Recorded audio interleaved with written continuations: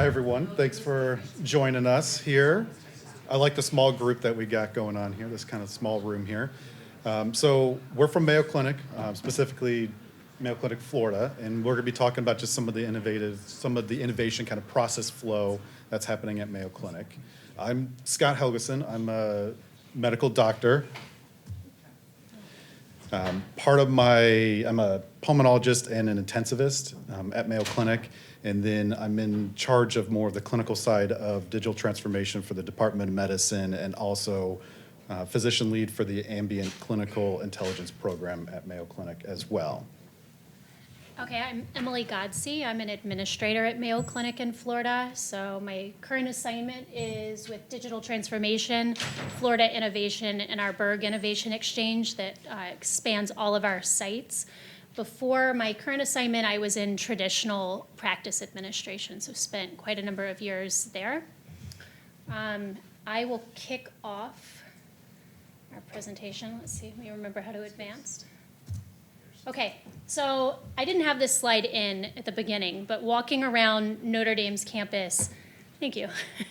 Walking around Notre Dame's campus really inspired me and actually reminded me of where we came from at Mayo Clinic. So in the early 1800s or mid 1800s, Dr. Mayo was kind of stationed as a doctor in Rochester, Minnesota, where he kind of provided your typical small town care, but he was pretty innovative in what he did. He had a focus on like innovative surgical techniques. He had a couple of sons that he was training up in like the family practice basically. And then a really bad tornado hit in 1883. You can see some of the devastation here. It just really wiped out the town. And as the town was rebuilding, there were some Franciscan sisters that were placed there. And one of the sisters, Sister Alfred Mose, got to know Dr. Mayo, especially after this tornado, providing care. And during that time, she had a vision. And her vision, I outlined it there at the bottom, is that there would be a great hospital within the cornfields here, and that the name Mayo would be known around the world for innovation, for surgical techniques. And Dr. Mayo actually was like, you're a little crazy. No way. I don't think we should do that. I just want to be a small town doctor. Nobody's going to come to these cornfields. And was resistant at the beginning. There was a lot of anti-Catholicism at the time in the area as well. And she said, no, listen, we're going to do it, and we're just going to drag you there if we have to. And so it was really through her perseverance and raising of funds that resulted in building the first hospital that led to Mayo Clinic. And also we have really deep values. They drive everything we do. And those are really, again, from the Franciscan sisters. They spell out rich ties, but it's respect, integrity, compassion, healing, teamwork, innovation, excellence, and stewardship. And those were birthed out of this relationship with the sisters, and they really drive what we do still today. With the patient always being at the beginning. Again, Sister Alfred Moe's vision was that any patient could come to Mayo Clinic at any time and get care. Didn't matter who they were, where they came from, that they were there to service everybody for the good of the people. And that has translated to our number one value now, which is the needs of the patient come first, any patient.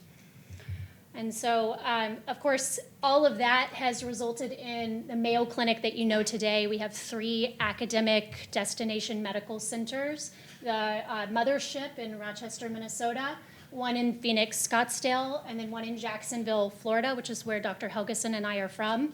This design on the front of our hospital is actually made to remind one of a kind of modern version of the nun's habit. So always keeping in, they try to have at least one like portico type of structure on each campus that looks like that. And so again, we have the 3 centers today. More than 1.5 million patients come through one of these doors every year. And a little bragging, but #1 hospital in all of our states and in the world. Proud of what we do. Okay, and so where does that bring us today? So we see the importance of really transforming medicine using digital and technological capabilities.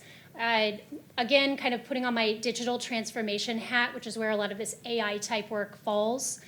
This is how we approach our work. So our vision is the same as Mayo Clinic's vision, to transform medicine, to connect and cure, to be a global authority for serious and complex diseases. That's guides what we do. It's our vision for any, you go to any project or work stream or office, they're going to say, this is our vision, the same vision. Our mission within digital transformation specifically, where a lot of the AI infrastructure is being built out in the Mayo Clinic Florida campus, is all about the patients and the staff. So how do we create personalized and frictionless, thank you, patient care, and how do we create intelligent systems that simplify our care team's work? We've been working on this for a long time, but officially, formally for a few years now. What we've learned over the last year and a half or so is that data should equal or should lead to knowledge. It should create knowledge, and knowledge that we have should be translated into data that we can use. So our data is an asset, and it's an asset that we should use to really scale and empower people giving care on our patients. And then digital to value. We shouldn't just do digital for digital's sake or because it's shiny and cool. We should be doing digital in a way that, again, aligns with our mission, our vision, our values, but also is scalable. So anything we do should reduce redundancy. It should be scalable across our sites or the physical locations or different sites of care. And it should enable anybody to step into that infrastructure when they're ready and leverage it for innovative or transformative work. So my role, I always say my goal is that my job is extinct within the next 5 years because I'm not needed anymore. The infrastructure is there where anybody can come play, innovate, transform, and leverage the building blocks, the technological capabilities that we're creating today. And so at Mayo Clinic, like, why lean in on digital and on technology, on AI? It's because we're making a few big bets, and those big bets are around growth. We believe that our patient encounters, the number of patients that come through our door, will continue to double. We've seen more than double growth over the past 8 years. So there's going to be more people coming to us needing care. We need to be able to serve them. We're going to continue to have space and access constraints. So there's only so much land. There's a high cost to building buildings. So though that will continue. And access, so with all of these people coming, the access to get the care, to get the lab tests, to see the providers will continue to have constraints. And then staffing will continue to be lean. That's something that's seen across the nation. It's not unique to Mayo Clinic. There's not enough care providers for the people who need the care. So we believe that will continue.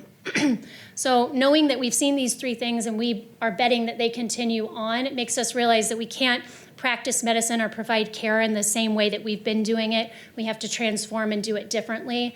And we see digital technological solutions like AI as one of the doors, one of the kind of keys to unlock the door to continue to providing care in the future. And in recognizing that, we went back and we said, well, what is special about Mayo Clinic? And one of my physicians looked at me and said, yeah, there's great doctors at all sorts of hospitals. And this integrated, like, collaborative model of care, it's not new anymore. You can find that at many academic medical centers or all across the nation. You can find that anywhere. And he said, what to me is, I see at Mayo that's different than these other places I've worked or where my colleagues work, is that even in the darkest times when things are unknown, our patients still feel joy. That he'll still see smiles on people's faces. They're interacting. There's like just this sense of human connection. And so we thought, well, what makes Mayo magic? It's the people. It's the people that work there and the compassion and the human connection. So we wanted to build a moat around that. That's our superpowers, our people, the joy that they can inspire. So we want to build a moat around that, and we want to amplify the kind of power of the people. And how do we do that? Our solution was, for now, what we're charging toward is make our campus a member of our care team. We have a whole nother group, I should say, that's focusing on care outside of the campus, in home hospital, virtual care in the home, things like that. We're saying, what can we do on our actual campus? And that is really to make the campus a member of the care team. So you have one more person, right? One more thing on the care team. It's this room. And you have this room that is looking at everybody else in the care team and saying, how can I help you? How can I make you more human? And the steps that we're moving toward to do that is we need the room, the hospital, the building to be able to sense, so to be able to know what's going on. It's collecting data, it's connecting data, it knows what's needed when. And really we're doing that by building a bit of agnostic arsenal of hardware that can play well together with ambient sensors, thermal sensing, cameras, humidity sensors. There's all types of sensors that we're starting to put throughout our care environment. Additionally, we have your more traditional data pipelines, forms of data. So on top of that, the campus or something needs to be able to think. So you have all of that information. What do you do with it? And that is the models, the processes, some of these digital systems that can be put in place to take that data and think with it.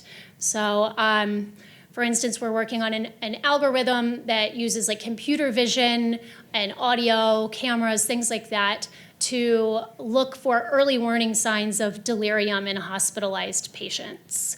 And so you have these sensors being able to look at what's going on. So eyes and ears in the room at all moments in time. When a staff member we can't sustain having a staff member in the room at all times. So you have these sensors doing that then feed into algorithms that might or might not be paired with data from the EHR that are saying, what does this look like for this specific patient compared to what we would think might be leading up to delirium? And then when it starts to see that, hey, things are looking like early warning signs of delirium, then it moves to that next stage of ACT. It would send a notification to a nurse and say, hey, you should come look at this patient. We're seeing early warning signs of delirium. We think you can step in and do something about that. Right now, nurses, if we think a patient's at risk for delirium, a nurse might come in every 3 hours or so and do this CAM assessment to look for the early warning signs. That's at Mayo Clinic, where we're fortunate enough to be pretty well staffed, actually, for the nurses to carry smaller patient loads. In other hospitals, it's even harder to get in there and do those assessments. So this is a way for an assessment really to be happening every second, is how this runs. It runs on an edge device. So it's really continuously looking for these warning signs and getting the information to the right person sooner. So that's really walking through an example there. I put the hands on there because that's kind of my personal drive to why I do this. I accidentally wandered into a nursing event a couple of years ago on our campus, and it was the blessing of the hands. I was like, what is going on? Well, it's something that has happened since Sister Alfred Mohs first helped with Mayo Clinic. When they have the new nurses come on, they do a big event and they bless their hands to send them out to be able to care for patients. And so I thought, walking out of that, I was like, I can help with this. The teams can help with this. Because right now, so many hands are behind keyboards and so many eyes are looking at screens. I don't want to bless a hand to type on a keyboard, though it's still important, but let's bless the hands so that they can touch people and so their eyes can be looking at people. So again, how do we make the campus a member of the care team, sense, think, and act in a way that puts all of those hands back where they need to be, creating those human-to-human moments that can't really be created any other way yet. Okay. And then I'm going to kind of dive into a brass tacks example of how we're doing AI at Mayo Clinic in Florida. And again, I'm an administrator, so it's all about resources and funding and putting teams together. Not down in the technical weeds. I don't want to be. But we knew that there was a lot of clinical and administrative AI happening in Florida, and it was getting stuck. It wasn't going anywhere. So in 2024, we said, how do we find a way to give momentum to everything that's happening around our campus? And so we built a team called the AI Accelerator. It's a bit of an experiment, and it's the first time we've tried it. And we have this embedded team of experts on our campus that is there to assist with giving some velocity to the AI innovation that's happening in the space. And so right now, I think somebody mentioned earlier, the Mayo system and structure is incredibly complex. A lot of people don't know what other people are doing. We're highly matrixed. There's tons of committees.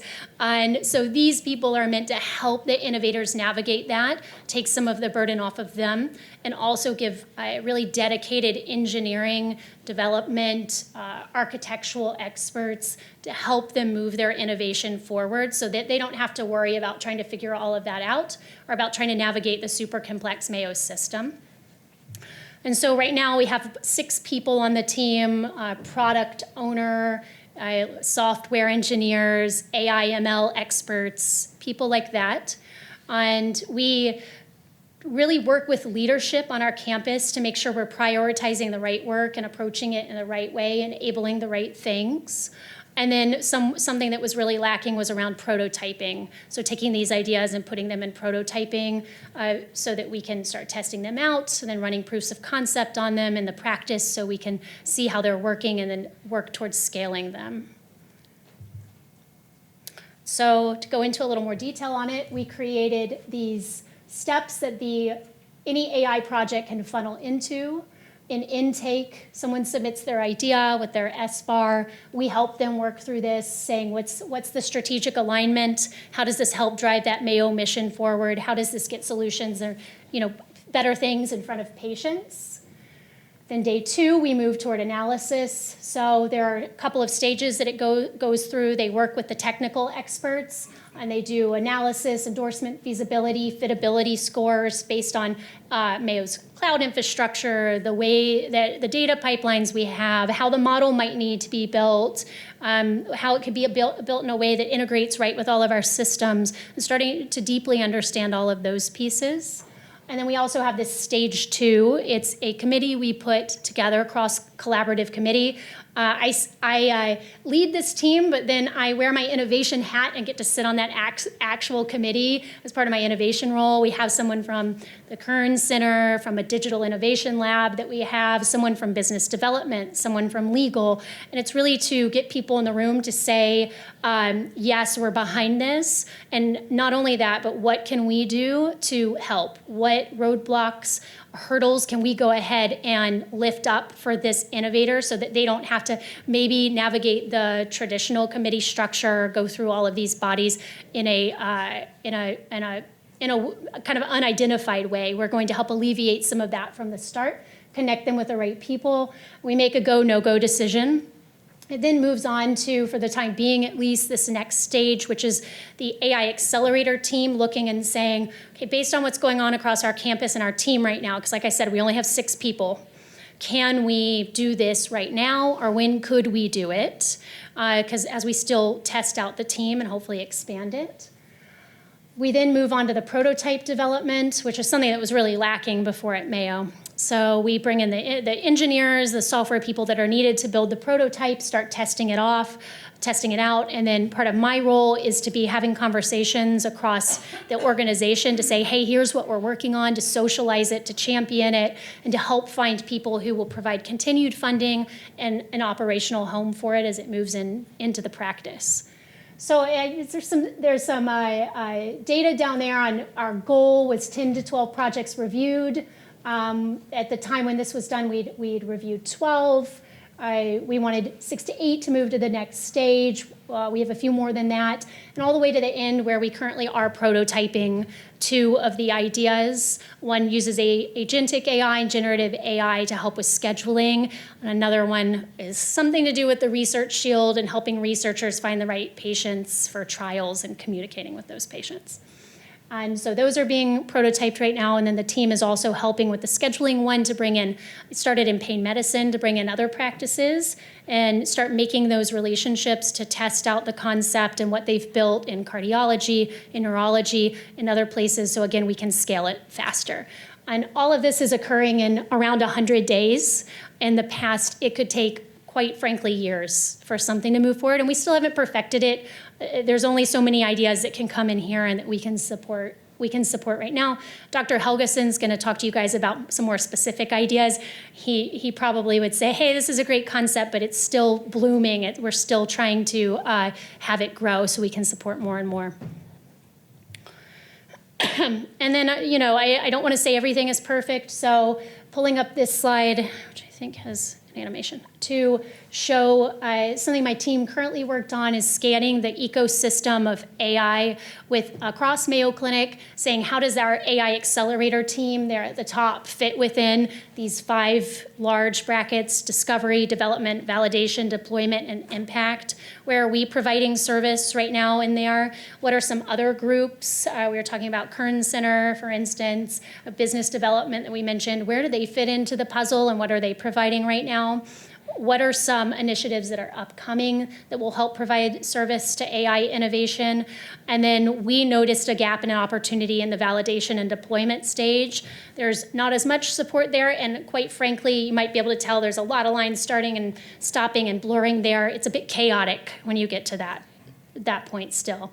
So moving into 2026, we're currently re-envisioning what the team could look like so that we can add some additional validation and deployment support. So that's the background on Mayo, how we're approaching solving kind of the business side of it and helping with resources and teams. And I'm going to hand it over to Dr. Helgeson that's going to go into some specific use cases. All right, so just again, I'm a physician, so the technical side, don't ask me any of those questions. I can't answer any of that. But part of what this is I'm going to be honest. From the medical side, we have a lot of difficulties to come up with anything, not only from buy-in from people, buy-in from the government. There's a huge, long process that has to happen if we come up with anything, but it even starts with buy-in from our own organization. So some of the difficulties that we have trying to come up, everything that Emily's kind of talked about. Biggest thing, first one up there is data access. We get tons and tons of data from every single patient that comes into our hospital constantly. Where does it go? Some of it goes to the vendor, some of it leaves. Most of the time, no one has any idea. We don't save it, things like that. So that is where we are starting to, and we have been, we're saving every little bit of data. We're renegotiating all of our vendor contracts, things like that, where we are getting all of that back to us over the years. The vendors have 20, 30, 40 years of data. We're starting to get it all back. We are trying to manage every little bit of information that every single patient has. 12 million patients, I think, that have been to Mayo Clinic over the years. We're starting to get all that information back. So we're able to now keep track of that. First difficulty. Next is Mayo Clinic's a hospital. We're not a college. We're not a university. We don't have the staff to be doing these projects. So trying to highlight what are the best use cases, what can be done the best. This is where we're trying to partner with other organizations, institutions, things like that that can help out, because we truly don't have all the capacity to do everything that is necessary. Kind of talked about deployment, optimization, but I'm going to go through just a couple kind of solutions that I've seen that we can kind of go through. So from my side, I see bridging what I'm capable of doing from taking care of a patient to what the technical aspects are going to need that we don't know, I don't know. But having people with me from a day-to-day practice, or I'm with anyone that can do any of the technical aspects to see, that helps that bridging of the partnership. So I believe in, this is kind of going to go, but didn't capitalize that, sorry. There's a concept in studying where it's, I know, I failed right there. Ethnography, where it's like you're embedding the person and you're walking through a day-to-day practice. So the way I think about my practice, the way that someone else that's looking in from the outside versus this person, they're gonna be like, why do you do that? That doesn't have to be done that way. Why is it done like that? I've done it that way. That's how I do. It's hard for me to change, but someone else will be like, this can save you 30 minutes of your time doing this, and be like, I didn't think about that. So having people actually in the practice with me, and what I mean by other people, the technical people, most of you all, that is key. So kind of what I see is more of a digital lab in the hospital, where I've had people come and follow me around during my rounds. I'm taking care of patients, different things like that, where they actually see what happens. So there's quite a few people, nice little rotation that kind of comes through. But the first project comes into what we are seeing from the new type of clinical imaging, cameras. Not x-rays, CT scans, MRIs, things like that, but from cameras that we're implementing all over our campus, everywhere. voice record, it's sound, different types of imaging. But one of this comes from is in the patient room. What happens in the patient's room when no one is in the room? So one of the research fellows, he was with me, and he was basically saying, okay, so this patient is in the ICU, they just had surgery, they're in a lot of pain, but what happens, the nurse comes in or someone comes in every couple hours, or they have to push a call button and says, I'm hurting, this is what's happening, but what happens during the time when no one's there, we can't actually know what's happening. We kind of talked about delirium and things like that, but this was talking about a pain, visualizing a camera focus on a face to visualize brows, mouth movement, things like that, that can take the subjectiveness out of the pain or the ability to be reactive and make it a little bit proactive from a pain standpoint. So normal scales are someone comes in and asks you, what's your pain on a scale of 1 to 10, 10 being the worst, 1 being the least. What do you have? People are all over the place. But it's supposed to be based upon what you have experienced in the past, and that's kind of where you judge, and people have ideas like, oh, if I say a 2, no one's going to take me seriously, but if I say a 10, people are going to think I'm lying, and everyone's confused over everything that they're trying to say.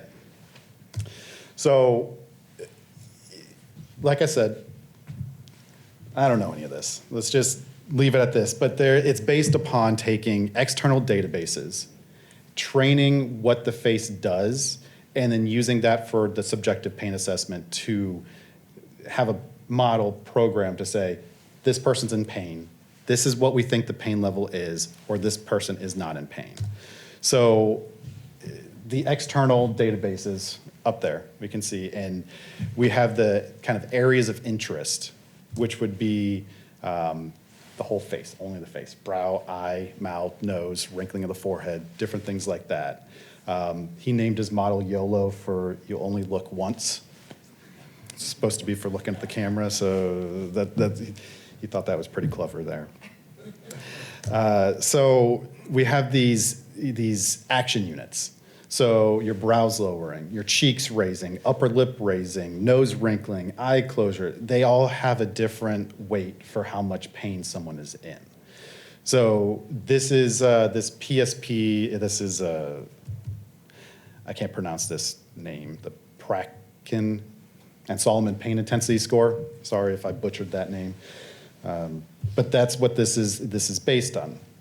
There's some of the technical aspects. This is through Python. This is pretty standard. But this is kind of the workflow for that model creation, where we took that external databases, had the model creation, put it through a model. Pain, no pain is the initial one, whether they are in it or not. Then we take it and say how much pain they are in. So from my side, pain, no pain is very important. How much pain they're in is also important to say. If they just had surgery, let's say 3 days after the surgery, are they still in as much pain as they were on day 1? That's a problem. They should be improving. Pain should be a little bit less as they go. Or is it more pain than it was a couple days ago? How much pain? It determines what medication I use for that level of pain. If I'm giving an IV medicine, if I'm giving Tylenol, something like that. So it's able to tell me, kind of telling how much pain a person is in. It's pretty good. Pretty good based upon what that standard model or that standard practice is. That 1 to 10 score, it's pretty good. So this is kind of what it's actually looking at. This is from one of the external databases, so that's why her face is kind of there and open, blacked out. But this is what the model's picking up on, all those areas of interest that we were saying. But this is that real-time measurement of pain versus our standard, hey, you in pain? What is this? What do you got? Now, we're taking this into settings of delirium. We're taking this into settings of, is a patient getting sicker in the hospital? Are they not moving as much in the hospital because now they're sicker? Are they going to require the ICU? Are they going to have a cardiac arrest? Just by looking at them and visualizing their movements, what their face structure's doing, everything like that. The sound, are they getting a new cough? Is the cough changing? Are they developing pneumonia from that? Different things like that that we're being able to pick up just from having these sensors in the room.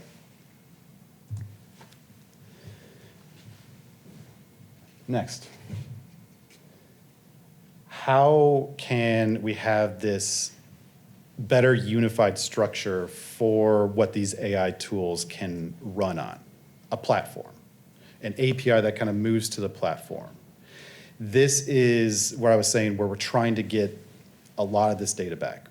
This next project that I'm going to be talking about is from a hospital-based project that we're working on now, and it's taking what's called all the vital sign monitoring. So telemetry, which is EKG, patches on, getting your heart rate, heart rhythm, pulse oximetry, respiratory rate, temperature, things like that that's just recorded that kind of goes out into the space. We're looking at it all the time, but most people, it's never saved, nothing ever happens from it.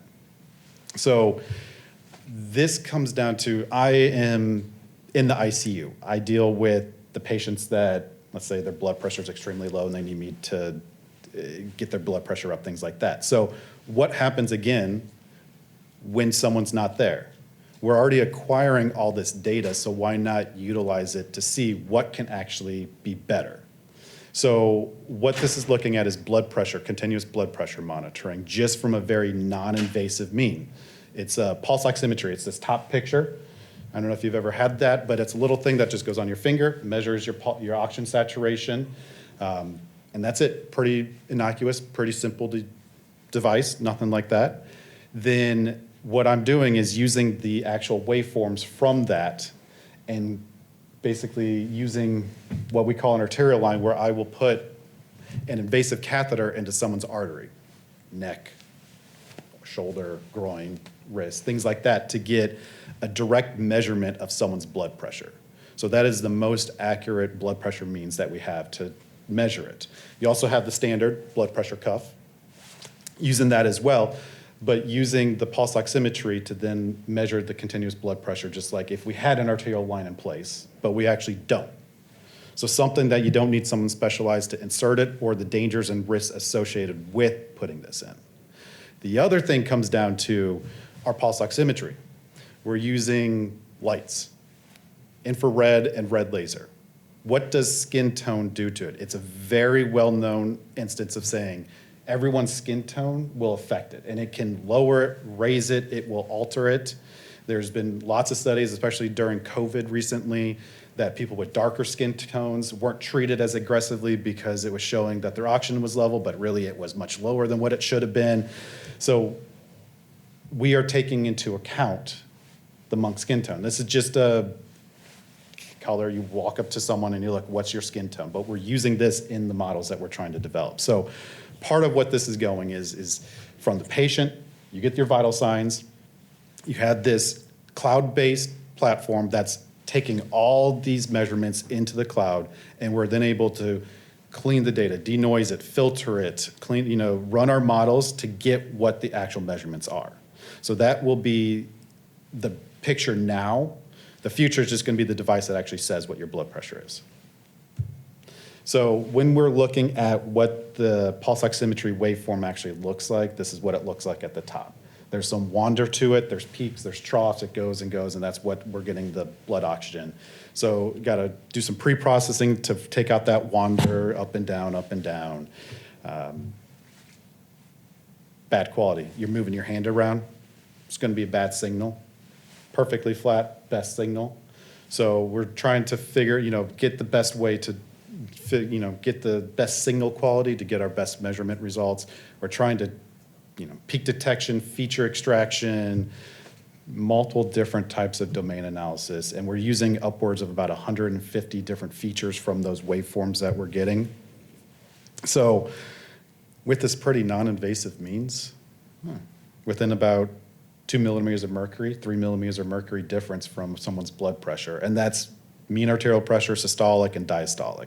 So if you take into account someone's normal systolic blood pressure, 120, that's, 2% air, 3% air from that, just from something pretty non-invasive. And part of this is it's near real time, which you can see how quickly this can run the model to actually tell you what the blood pressure is from this. So pretty quick. Our 12 million patients, they keep coming back, keep coming back. How do we get access to that longitudinal data? How do we get access to, I'm not going to talk about radiology, pathology, genomics. We were just talking about someone over here with genomics, but I'm not going to be talking about that. It's more that longitudinal aspect. This is more related to patient care. And this is related to one thing, we do quite a bit of this at all the sites, but specifically in Mayo Clinic, Florida, a huge transplant center. So this is geared towards lung transplants. So one of the ways that lung transplant failed is what's called chronic lung allograft dysfunction. Typically it is done, it's another reactive measure. Someone has to get a pulmonary function test every couple weeks, then every couple months, and we're looking at changes in what the ability to exhale the air out, which is that FEV1 decline there. And we're going by, if it declines by 20% from the prior two, then you potentially will have this, and we need to get closer monitoring, maybe a biopsy. Then you may need more immunosuppression, different things like this. So this has a huge clinical impact. But what if we can take those measurements, go back as far as we can, and predict, let's say you are this likely to get this rejection in the next 30, 90, 180 days, instead of just saying you might have it now. That trajectory is what is going to save these people's lives, because biopsies, more immunosuppression, all those come with risk, things like that. So this is part of that longitudinal access. This is us getting from the far left, these are some of the vendors that we use. They had all the pulmonary function test data. We worked with them, started to develop an API program that now pulls that gets it into our cloud-based platform that then we're able to use all of our patient data on to actually get these types of tests and get these types of projects up and going. So, okay. But what I can say from a clinical side is, if you say, I'm, pretty accurate that you might have rejection in the next 30 days, I'm going to say, okay, we're going to get this test now in a couple of days, instead of continue on with your standard 2 weeks, 2 weeks. And then in 2 days, it might drop more. And then it tells me, you have this, and now we need to do something else to treat it, rather than waiting the couple of weeks, because those couple of weeks, that can completely fail the transplant. So picking up something or alerting us from the clinician side that something may be wrong, even if it's not that good, it still tells us, or if it gives us that warning sign to say, something may be coming, let's do a little bit of closer monitoring for you to take care of it a little bit quicker. So that's what's important about it. Even if it's the model itself, the numbers don't look good, it can still have a huge impact on the patient. Again, the whole point of this was saying that, yes, numbers don't look good, but from a 30-day model, the density map, there's a nice split, but once you start kind of getting out 50 days, that whole density of the diagnoses kind of skew and kind of go back forward towards each other. So from our side, I was trying to come up with something for the R.I.S.E theme, but I kind of don't even want to talk about that. I was kind of wanted to talk about, from the clinical side, the most important thing from me is to work with data. Could be in any type of standard statistics to advanced modeling, anything that can help me do my job more efficiently, be proactive and not reactive. That is very key when minutes can be someone's life in the hospital, or to give me a better inclination to say, okay, there might be something going on, instead of our standard protocol that has been established for years and years and years. Let's break that and maybe do a little bit of closer monitoring. I think that, to me, is more of the R.I.S.E topic, just by talking now more so than what I put in earlier, is the ability to save people's lives. To me, the most important thing. So that is all we have. I don't know if, time for questions, anything?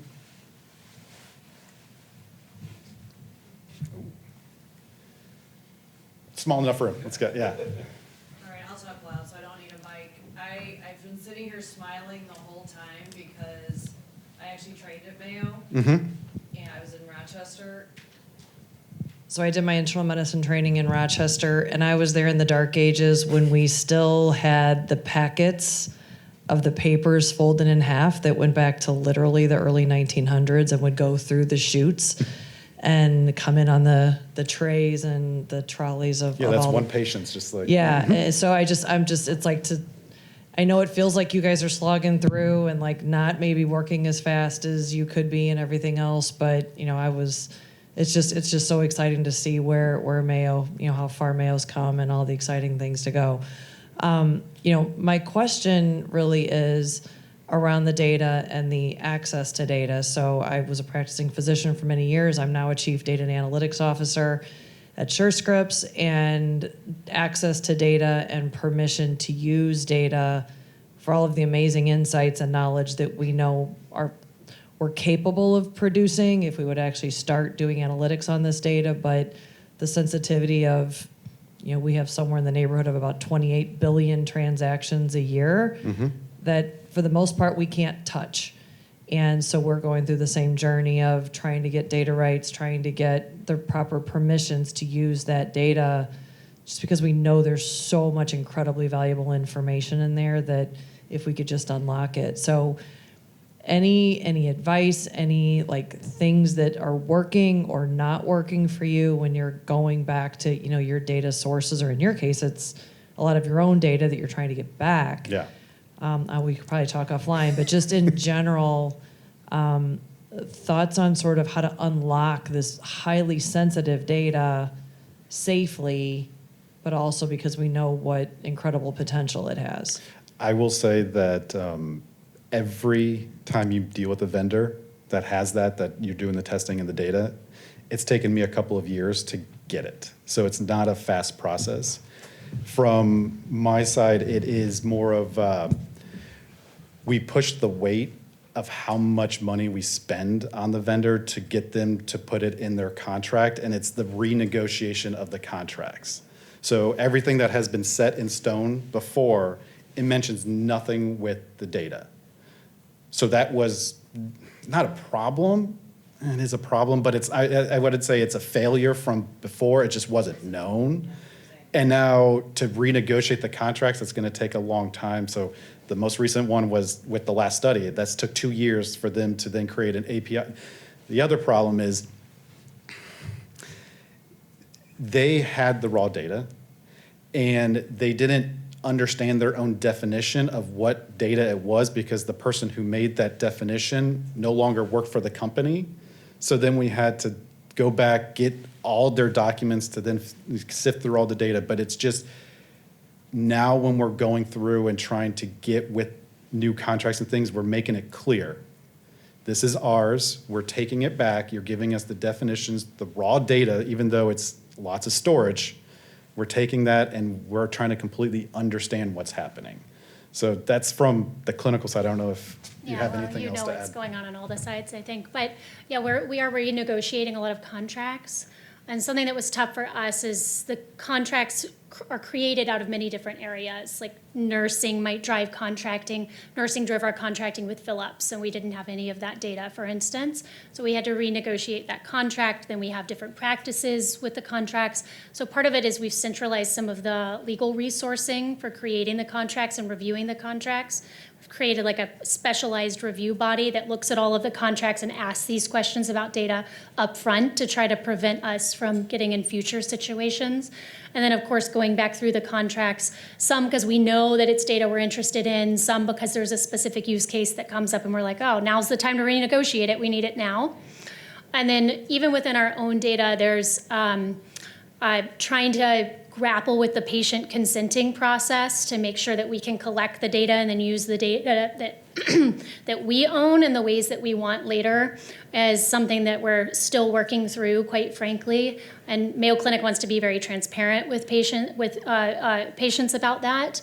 So, of course, that results in there's skepticism, there's concerns, a lot of opting out, and then having to build the internal infrastructure to know what patients you're going to collect data on or not based on that consenting becomes a bit of a nightmare. So we're still trying to solve all of that now, and so that's a big piece of it too.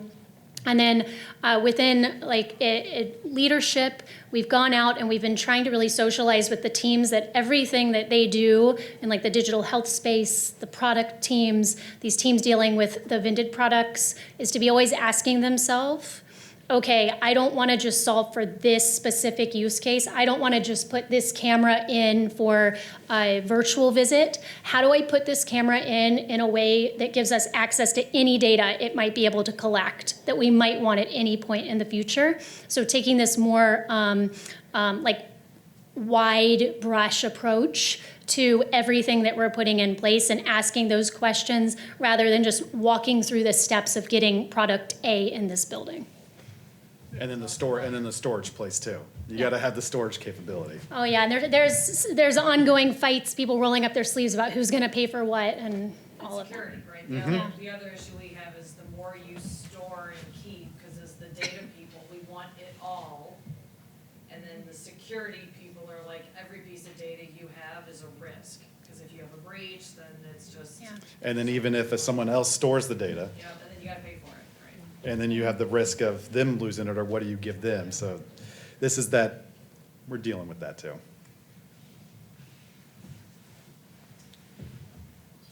Yeah, I have a big voice, I'm sorry. I'm in the recordings. So I appreciate the talk. I want to go back to weighing of the hands. So on the clinical side, how has your work changed, both from a physician perspective? Are you taking the video consults in your office now? And then for nursing, because you may not have a nursing shortage, but others do. And how are you taking advantage of that technology? And how is it driving your workday?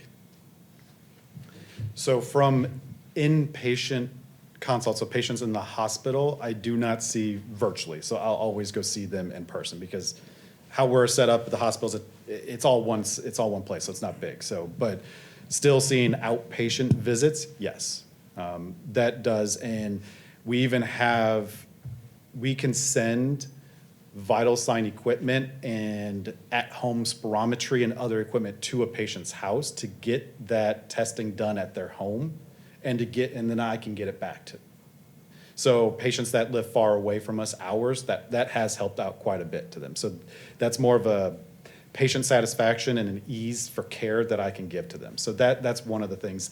The other is, I didn't talk about this, but we do have these self-made decompensation scores in the hospital. So then I can pull that up, and then when I'm in the ICU, I may not be called on these patients, but I will go walk around our hospital and look at these patients myself to see, should I take them to the ICU or should they stay on the hospital floor? So it adds another layer for me to be a little bit more self-aware of what's happening in the hospital that I may be involved in, that prior I would have been completely clueless. And I can help people out a little bit earlier than not. So I think that's what I'm seeing a little bit more now. In the future, I see it as helping with documentation from the nursing perspective. Yes, there's less nurses, but then most of the nursing job is dealt with, I document this, I ask the pain score, I turn the patient, this is the vital signs, this is what it's checked, things like that. What can we do to improve that so they're not burdened by all that documentation that they can do, so they can actually be at the bedside more frequently? That's what we're trying to get at. I guess that kind of answers that shortage type of question. I know that with the cameras, we have some capability for the providers to soon start doing consults virtually, but it goes back to kind of that magic of Mayo piece too. We always grapple with, I mean, there might be hospitals where they want to do everything virtually if they can, but it's really important for us that the person actually goes and they're there with the patient. So we're asking ourselves, like, what are services that the patient might not get because we have smaller staffing? Or maybe it's like an additional service we can offer because we can now offer it virtually, like pharmacy or nutrition consults, things like that. And then really, we've been having to grapple with the billing proponent of having the physician do the consults virtually. There's, I don't know all of the details of it, but there's nuances as to when and when we can't bill. And we're making some decision to say, well, we'll just not bill or not collect on certain things in order to leverage the virtual capabilities, but not everywhere is able to do that. So it's a lot of balance on there. I think with nursing, there is a lot of opportunity. We have like the virtual nursing program, and that's highly utilized. And the nurses that we have in the hospital enjoy that virtual partner. So it's not always that the virtual nurse is there alone, but it's often both of them at the same time, or one of them helping with some of, hey, the prep for discharge, and then the physical nurse is coming in. And we have some ongoing projects right now using the cameras, some of the ambient sensors to help with more accurate nursing acuity scores that help us staff our different hospitals. Again, looking at things like, hey, they're saying or charting that this is what's going on, but we're actually seeing they're spending more time in the room, or they're having to go in this room more than they said they did. Their acuity score should be higher. We should staff more nurses on this floor because of that.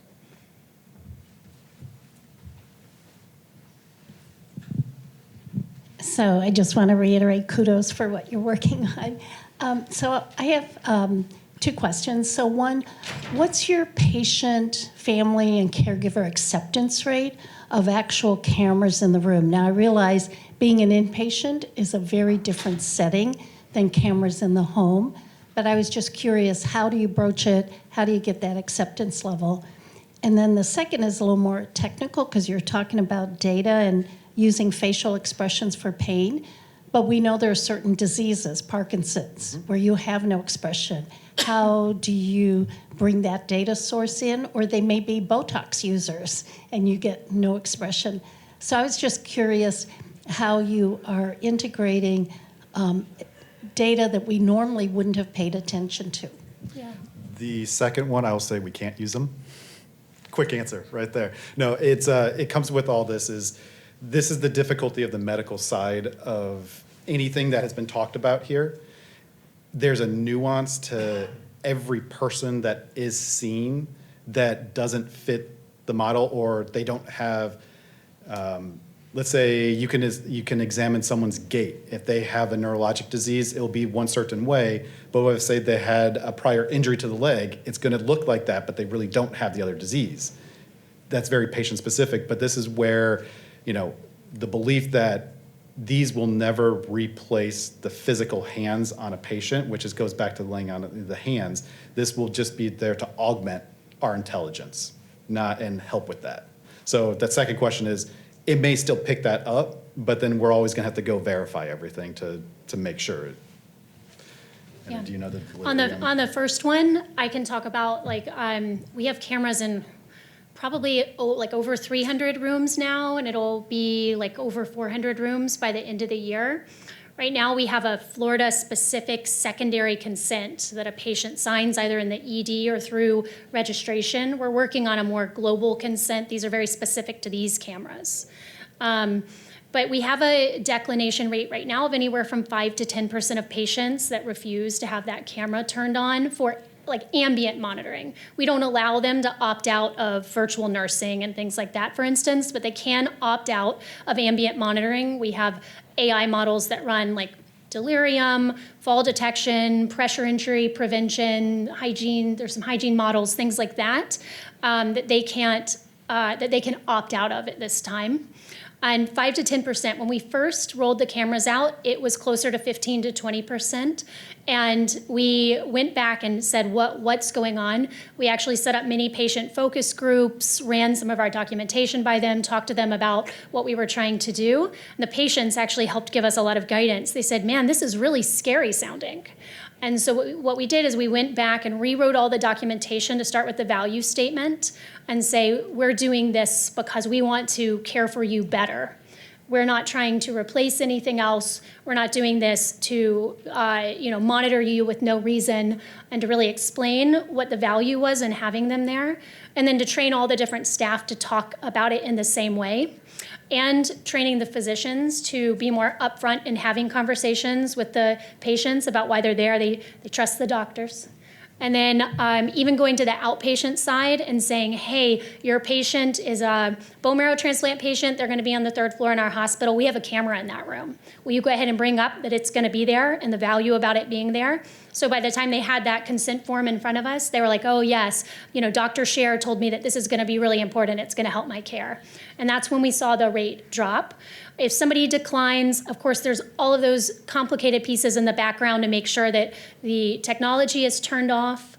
It's all automated without a human having to do it, that we're not collecting the data to use it for various things. Right now, we can use it for different things depending on how they consent. And then we go into the rooms and put a physical cap over the camera. That does nothing really. It's just, we found that a lot of patients would put towels and things like that over the camera, even though it had been deactivated. They wanted to physically see that it's not there. Of course, that can be burdensome. It could be harder in other health systems, I would think, because that requires someone to go in and take it off if we need like a virtual nurse, for instance, to come in the room. And then if they say no, we make sure to delete everything that has been recorded before, so they're well aware that everything is gone. Yeah, and the de-identification part is tough. We have like a strategic partnership with one of our vendors, so we've been able to work quite a bit with them on coming up with new de-identification methods. It gets harder when you need the face, for instance. And so we talk through with each use case, how do we blur and only keep the parts we need? We found we're working on like computer vision vitals where you can use the camera to measure like blood pressure, pulse, respiration, temperatures, thermal. Anyway, there's 5 of them that we're working on. And we're looking and saying, oh, you don't really need their eyes. I don't really need their mouth. I actually only need this part of their cheek and this part of their forehead. So let's only retain that. It's much harder to tell who I am if you can only see this part of my head versus my entire face. So trying to talk through like how to get the minimum. And then we're also building those consents in a way where we could keep everything if we need to, but we're mainly only doing that under research consents right now, research studies. And we would love if anyone wants to partner. We're very friendly. Yeah. Usually you don't have to say that, but it's time. Okay, yeah. Thank you. I'll come over.